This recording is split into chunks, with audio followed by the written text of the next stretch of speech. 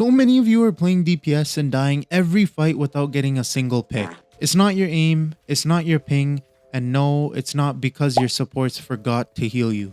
It's your positioning, and it's the number one reason most DPS players are stuck in low ranks. Because it doesn't matter how cracked your mechanics are if you're out of the LOS of your healers, feeding ult charge, or taking duels no one asked for. DPS isn't always necessarily about getting the most damage. It's about getting the first pick and trying to minimize how much your team gets picked. And you can't do any of that if you're standing in the wrong place. So let's break down exactly where you should be, and just as important, where you absolutely shouldn't be. Let's kill this myth right now. Not every DPS needs to flank. I don't know what it is, but especially in lower ranks, I feel like everyone thinks that flanking is the only way to get picks and the only way to be effective as a DPS player, and that's just not true. Flanking without context is how you die in 1v3s and flame your support for no heals. Instead, think in timing and layers. Flank when your team draws attention, not when they're still walking from your spawn. The formula for smart flanks comes down to 3 different variables: pressure, timing, and escape routes. If all 3 of these aren't there, you're not flanking, you're feeding. One of the most common mistakes DPS players make is chasing fights from the wrong angles. You wait for your tank to engage, then trail in behind them, thinking you're following up. But by the time you show up, the fight's already started, you've got no line of sight, and you're late to apply any pressure. Yes, your tank should lead the engage, that's their job, but too many DPS treat that as a signal to walk behind them and hope for the best. If you're always stacked with your team, you're not a threat.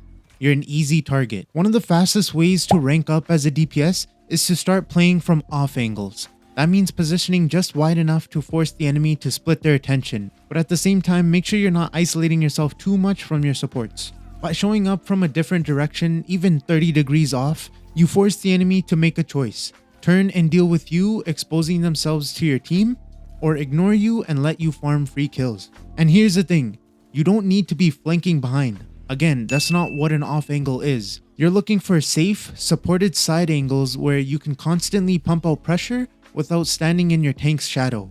Good off angles give you the following: clear LOS on your targets, cover to play around, and clear LOS of your supports. A bad angle isolates you.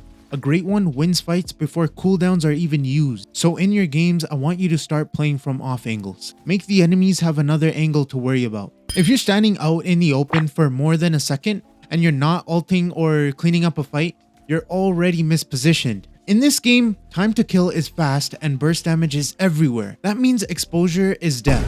You should be fighting from cover, not fighting in the middle of the street thinking it's a fair duel and blaming your supports for when you inevitably die. The best DPS play around corners and not in choke points. If you're not playing around a corner, it better be high ground because the same thing applies. Every time you want to disengage, all you do is back up from the ledge. Similarly, when you're playing around a corner, all you do to disengage is walk left or walk right into cover. Every peek should be intentional. Quick damage, then back. Every time you peek, you need to ask yourself this question: can I deal pressure and instantly vanish?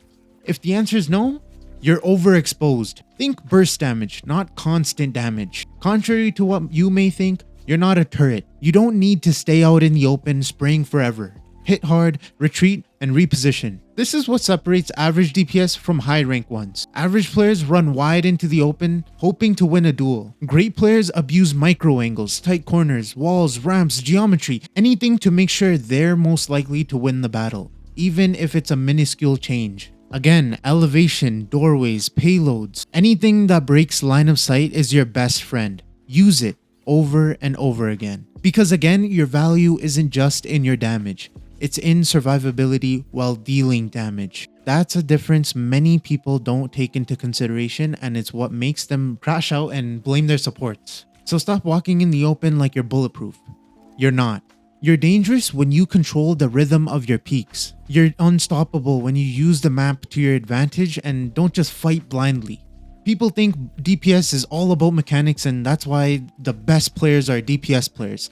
That couldn't be the furthest from the truth.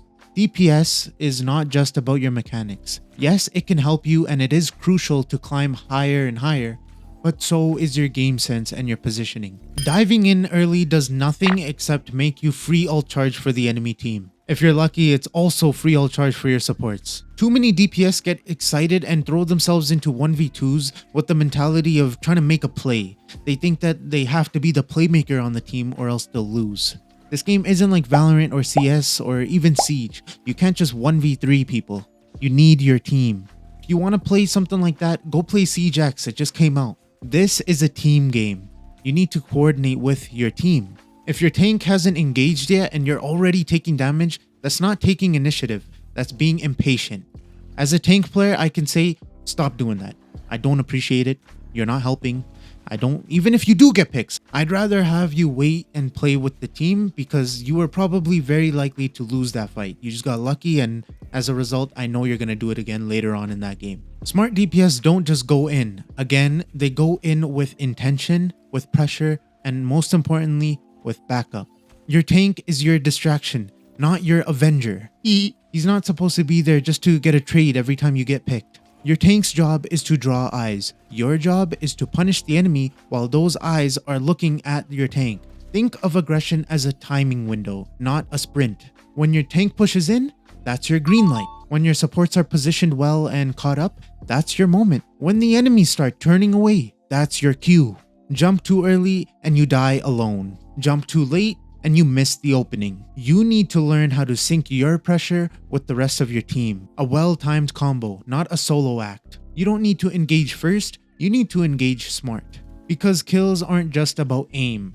They're about showing up the exact second when the enemy can't stop you. So next time you feel the urge to make a play and be the hero, wait even a few seconds and watch the difference it makes. That might be the difference between dying for nothing or cleaning up for free. And if you're starting to see how important timing is for DPS, you should definitely go back and watch the tank positioning guide I made. Because when you understand how tanks create space, you'll know exactly when to take it. But for now, let's finish breaking down how to make your DPS positioning unpunishable. Before you start shooting, ask yourself one thing. Who can help me if things go south? If the answer is nobody, you're already out of position. A huge mistake DPS players make is taking duels or holding angles where your supports can't see you.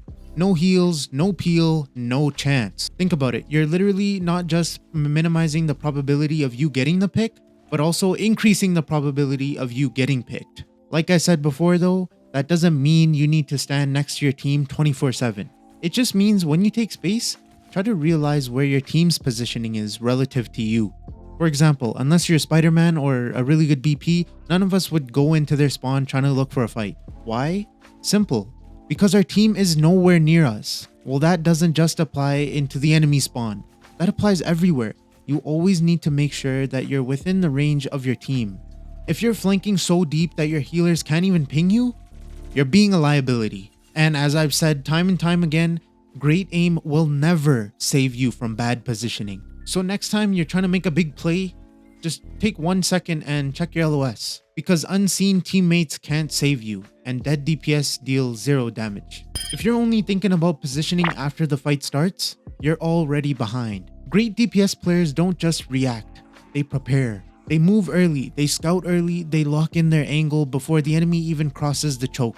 Pre-positioning means you're already watching the entry, already aiming at the corner, already planning out the next 4 sequences of your moves before you even see the enemies. Use verticality, use blind spots and off angles that force the enemy to split their attention. Think about this stuff before the enemy even leaves their spawn. Try to always be 1 step ahead of your enemy. When you control space before the chaos, you get free damage, safe resets, and sightlines that force cooldowns. You become the player that they have to account for, or lose to. Positioning early doesn't just give you value, it gives you and your team the ability to control the pace of the fights. If you're tired of losing games you know you could have won, this is why. It's not always your team, and it's not your aim. It's about how you move and where you stand and when to strike.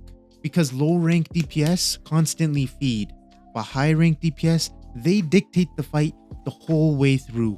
If this video helped you at all, consider subscribing, because the next video, I'm going to be talking about ultimate economy and the importance of tracking enemy ults, while also teaching you how to know when to use your ults. People always talk about how double support ults are the worst. Well, there's more things like that people don't really know, and I'm going to be breaking down all of that. With that out of the way, thanks for watching, and see ya!